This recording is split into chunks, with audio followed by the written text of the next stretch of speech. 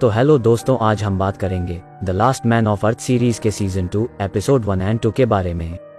तो शुरुआत में ही हमें एक एस्ट्रोनॉट माइक मिलर को दिखाया गया है। वह और कोई नहीं बल्कि हमारे टैंडी का बड़ा भाई है।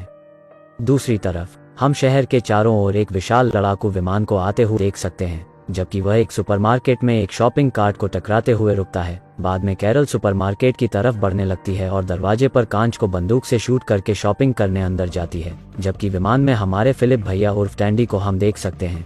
अंदर टैंडी विमान के सभी बटन दबाने लगता है और कुछ नया करने की कोशिश कर रहा है। और जब कैरोल स्टोर से बाहर आती है और बताती है कि उसने टकीला की एक बोतल भी लाई है, कैरल के अंदर आने के बाद वह चाहती थी कि टैंडी उसे विमान चलाने दे, और तब वह कैरल को बताता है कि इसे चलाना बहुत ही कठिन है। और खुद बटनों के साथ खिलवाड़ करते वक्त टैंडी गलती से एक मिसाइल को सड़क पर गिरा देता है और उसे रास्ते में ही वहीं छोड़ देता है। तब कैरल सुझाव देती है कि उन्हें वापस जाकर मिसाइल उठाना चाहिए, और वह यह कहकर जवाब देता है कि वह नहीं जानता है कि मिसाइल को विमान पर वापस कैसे लाना है। तब कैरल उसे याद दिलाती है कि वे अमेरिकी हैं और अगर वे आदमी को चांद पर भेज सकते हैं तो वे गिरी हुई मिसाइल भी उठा सकते हैं। उसकी मोटिवेशनल लाइन सुनकर वह चकित होता है और कैरल की बातों से सहमत होते हुए दोनों एक दूसरे को चूमते हैं और वहां से वे व्हाइट हाउस में आते हैं। अगले सीन में हम देखते हैं कि टैंडी और कैरल शराब के पूल में नहाते हुए नमक चाटते हैं और अपने पल का आनंद लेते हुए वे व्हाइट हाउस में मस्ती करना जारी रखते हैं, जबकि टैंडी अकेला ही हॉकी खेलता है और चीजों को अपोनेंट समझते हुए उन्हें बुरी तरह से तोड़ने लगता है।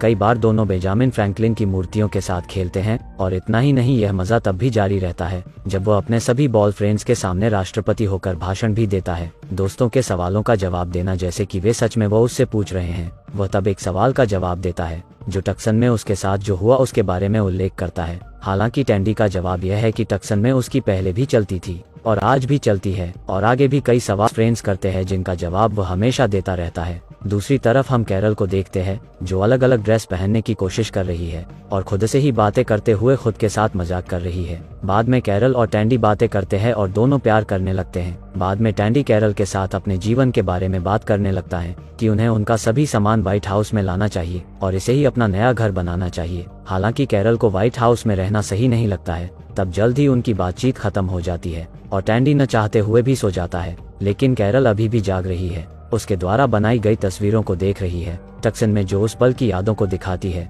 वह उसे और टैंडी को देखते हुए वह उन सभी की एक तस्वीर पर रुकती है और खुद को याद दिलाती है कि जब वे सभी एक साथ थे तो उनके पास कितना अच्छा समय था और वह उन्हें आज भी कितना याद करती है। जिसके बाद वह यादों को सीने से लेकर सो जाती है।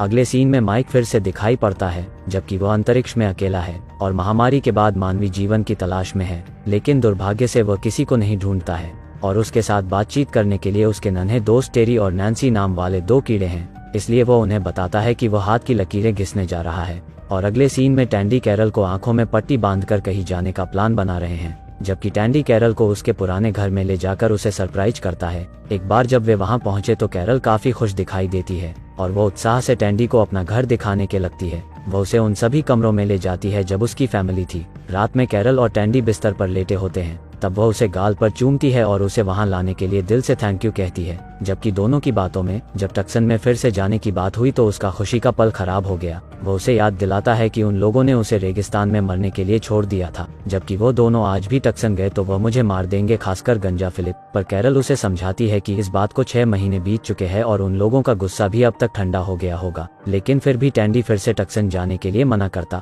अगर वह वहां जाना चाहती है तो वो उसे ले जाएगा, लेकिन वह कभी भी वापस नहीं जाना चाहता। तब परेशान कैरल दूसरी बेडरूम में चली जाती है। दूसरी तरफ माइक अंतरिक्ष में अपने कीड़ों के साथ बातचीत करता है, पर जल्द ही उसे पता चलता है कि उसका एक कीड़ा मर गया है, जिससे वो दुखी होता है। दूसरी ओर फिल और कैरल टक्सन की तरफ निकलते हुए दिखाई देते हैं, जबकि कैरल झपकी लेने जाती है। टैंडी कुछ समय बाद वह पास के एक गैस स्टेशन पर टैंक को भरने के लिए रुक जाता है, जबकि टैंडी दोस्तों से बातें करते हुए टैंक भरने लगता है। और उधर कैरल दुकान के अंदर आती है। वह एक शर्ट उठाती है और उसे सजाना चाहती है, लेकिन उसकी सजावट में काफी समय लगता है, इसलिए वह उसे रुकने के लिए कहती है। लेकिन टैंडी को उसकी आवाज सुनाई नहीं देती और वह टैंक को भरने के साथ वह बिना कैरल के चला जाता है, क्योंकि उसे नहीं पता था कि वह स्टोव में है। कैरल जल्दी से बाहर आती है और हवा में शूटिंग शुरू कर देती है, लेकिन टैंडी को गोलियों की आवाज नहीं सुनाई देती है क्योंकि संगीत तेजी से बज रहा होता है और गाने के जैसे ही बंदूक की आवाज सुनाई देती है।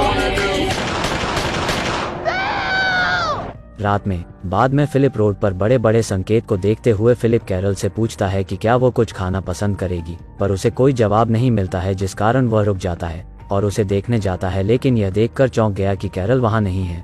इसलिए वो घबरा जाता है और उसकी तलाश करने के लिए गैस स्टेशन का नाम याद करना शुरू करता है, जबकि उसे सही नाम याद नहीं है, लेकिन वो निश्चित है कि इसका नाम स्पीडी पंप है। जिसके बाद वो उसे ढूंढते हुए रास्ते में उसे कई तरह के स्पीडी पंप दिखते हैं, जिससे वो अब पागल होने लगता है। 2 दिन बाद फिलिप उदास, पूरी तरह से थका हुआ और निराश हो गया है, क्योंकि वह सोचता है कि उसने हमेशा के लिए कैरोल खो दिया है। जिसके बाद वह अपने गंजे दोस्तों के साथ बातचीत करता है। दूसरी ओर माइक भी नैन्सी को एक आखिरी अलविदा कहता है और उसे बाहर छोड़ देता है। रात में फिलिप कैरल के बारे में सोच रहा है और अपने फ्रेंड से बात कर रहा है। तब वह कैरल की ड्राइंग बुक के अंदर देखता है और उसे एक विचार आता है कि वो उसे कहाँ मिल सकती है। वह जितनी जल्दी हो सके टक्सन जाता है और पहले तो खुद में हिम्मत लाता है, क्योंकि उसे गंजे फिलिप और दूसरे लोगों से भी मिलना है। जिसके बाद वो गिल्ली सूट पहनकर अपने पुराने घर जाता है, पर वहाँ पर वह जाते ही उसे उसका घर जला हुआ मिलता है, जिसे देखकर उसे अजीब लगता है, क्योंकि वहाँ पर अब कोई भी नहीं है। घर के अंदर जाने के बाद उसे अपने फैमिली की तस्वीर मिलती है। जिसके बाद रात में वो अकेला बैठा है और सोच रहा है। हमें कैरोल भी दिखाई देती है, जो कि फिलिप की राह देख रही है, और अंतरिक्ष में माइक अकेला होता है, जिसे मानव जीवन के कोई संकेत नहीं मिलते हैं। जबकि अब 2 दिन बीत चुके हैं और कैरल अपना सारा वक्त पिकनिक करने की तरह गुजार रही है। वह एक गुब्बारे के बॉय के साथ डांस करती है, तंबाकू और टूथपेस्ट से एक फिलिप तैयार करती है और रात के समय इशारे के लिए फ्लेयर गन चलाने लगती है। और दूसरी ओर फिलिप अपने बॉयफ्रेंड से उसको ढूंढने का प्लान बना रहा है, लेकिन उसका दोस्त भी उसे देखने के अलावा अब कुछ नहीं कर सकता। तभी जली हुई मैगजीन को देखते फिलिप की दिमाग की बत्ती जलती है और वह खूब सारे गुब्बारे फुलाता है और उस पर कैरल के लिए मैसेज लिखता, पर यह आइडिया कुछ खास काम नहीं करता। फिर उसे कुछ ऐसा दिखता है जिसे उसके सस्ते दिमाग की बत्ती फिर से जलती है। जबकि दूसरी ओर कैरल अब फिलिप के कोई आने के संकेत न दिखने के कारण उसका हौसला अब टूटने लगता है और वह निराशा में वहीं पर लेट जाती है। लेकिन तभी वह एक आवाज को सुनती है और उसकी ओर दौड़ती है। वह देखती है कि फिलिप ने ट्रेन में एक मैसेज लिखा है कि वह अब टक्सन में है। वह अब इतनी खुश है कि वह अपने चेहरे की मुस्कान नहीं हटा सकती और वह झूम उठती है। इस बीच फिलिप तिचकुले कंपनी का रोडलोरल पर कैरल को मैसेज भेजने लगता है, लेकिन अपने उस फ्रेंड को खोया हुआ पाता है। जबकि वह रोड रोलर के नीचे चला जाता है, जिसे देख फिल अपने दोस्त पर दुखी होता है, जबकि वह अब खुद को दोष देने लगता है, यह कहते हुए कि वह अकेले रहने के ही लायक है। उसी समय वह एक कार को उसके पास आता देखता है, लेकिन वह कोई और नहीं है बल्कि कैरल खुद है। तब वह एक दूसरे के लिए दौड़ते हैं और खुशी से गले मिलते हैं। फिर से मिलने के बाद फिलिप कैरल को बताता है कि वह कभी भी उसे किसी तरह से अब खोने वाला नहीं है और अपनी शर्ट उतार देता है और सड़क के बीच में प्यार करते हैं, क्योंकि कोई भी उन्हें नहीं देख रहा है। बाद में वे टक्सन में वापस जाते हैं और फिलिप के जले हुए घर में जाते हैं।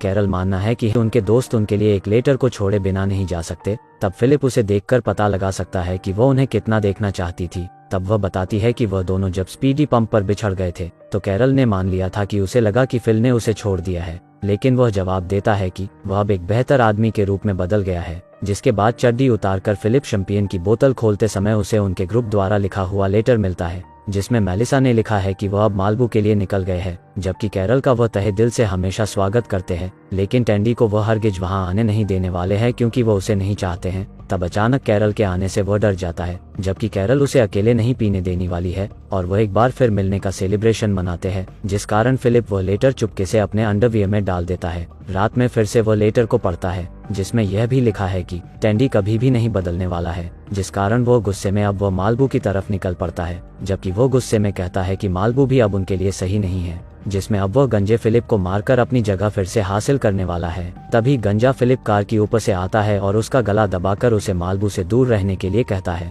तभी फिलिप बौखलाते हुए सपने से जाग जाता है और अब यह सब वह कैरल को बताने वाला है, लेकिन मेलिसा बिस्तर से उठकर उसको गोलियों से भून देती है। जिसके बाद वह फिर जागता है और कैरल को बताता है कि उसे सपनों का डबल डोज मिला है। तब फिलिप उसे यह समझाने की कोशिश करने लगता है कि वो दोनों यहाँ पर काफी खुश हैं, जिसके बाद ना चाहते हुए भी कैरल उसकी बातों से सहमत हो जाती है। जिसके बाद फिलिप अपने बॉयफ्रेंड के पास जाता है और उन्हें कैरल से लेटर छुपाने के लिए पछतावा होते हुए बताता है कि अगर कैरल को सब कुछ बता दिया तो वो उसे वहाँ लेकर जाएगी। इसके बाद गंजा फिलिप उसे फिर से सताएगा और रेगिस्तान में छोड़ देगा। तभी इस बारे में सोचते हुए उसके दिमाग से एक सस्ता प्लान निकलता है। जबकि रात में वह आग के पास बैठे हैं, जिसमें टॉड और मेलिसा, गैल, एरिका और गंजा फिलिप भी है, जबकि वे सब मोम के बनाए हुए हैं और फिलिप उनसे बातें कर रहा है। जिसके बाद वह कैरल को उनसे बात करने के लिए कहता है और बातें करते वक्त कैरल भावुक हो जाती है और चली जाती है। बेडरूम में आने के बाद वह कैरल को लेटर के बारे में बताता है, जिसमें वह बताता है कि वह लोग अब मालबू में रहने गए हैं और वह लोग उसे वहां पर कभी भी बर्दाश्त नहीं कर सकते, जबकि कैरल उसे सब कुछ छुपाने के लिए डांटने लगती है। और अब फिलिप को ना चाहते हुए भी कैरल की बात माननी पड़ती है, जिसे सेलिब्रेट करने के लिए फिलिप और कैरल दोनों टल्ली होने तक पीटे हैं, खासकर कैरल जो फिलिप के कहने से इनकार नहीं करती।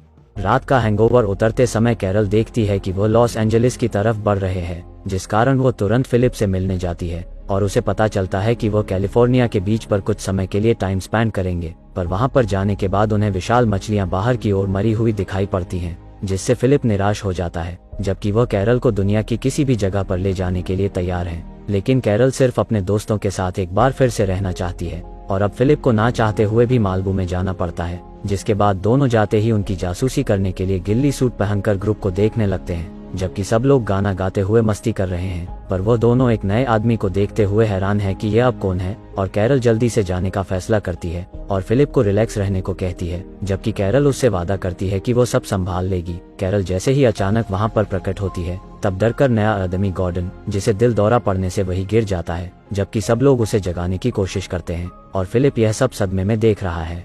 और इसी के साथ एपिसोड 1 और 2 खत्म होती है। अगर हो सके तो वीडियो को लाइक करें और चैनल को सब्सक्राइब। मिलते हैं किसी और वीडियो में। Thank you.